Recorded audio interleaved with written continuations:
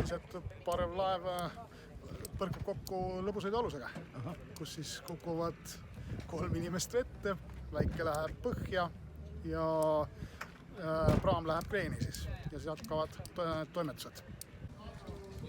On siin Eve? Eve! Aga näo võiks teha. Kaamerad leiavad teid ise üles. Siis te olete väga meelitatud, kogu valu kaob ära, on saanud oma legendid kätte. Kõik. Selge.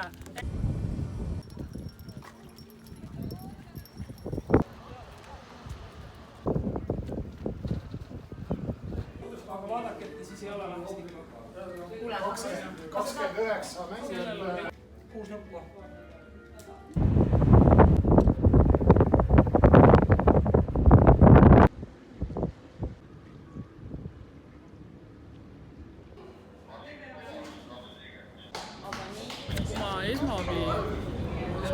Kui ma esmaabi hindamise poole pealt ütlen, et see arenguruumi on kõvasti. Et liialt loodetakse meeskonnas 2 naisterahva peale, kes siis on esmaabi andjad. Et kui me võtame selle põhimõtte järgi, et iga täiskasvanud inimene peaks oskama elementaarselt esmaabi anda, siis laevameeskond ei kasuta oma ressurssi piisavalt ära. Et just nimelt, et põhirõhk on 2 inimesel, aga tegelikult võiks igaüks neist, kes parasjagu muud ülesannet ei täida, esmaabi anda. Okei, selge.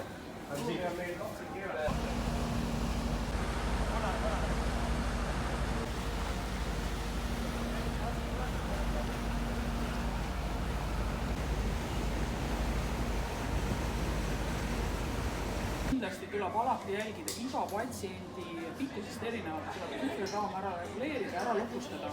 Ei, kõik ei päästetud ära, et selles suhtes, et õppus lõppes ennem ära, kui jõuti kõik kannatanud, siis lisaks tulnud abijõududele üle anda, kes siis kiirema sõiduvahendiga oleks saanud siis transportida need rasked kannatanud kaile, küll jõudis 6 raskest kannatanust ära 5. Et õppus läks täielikult korda.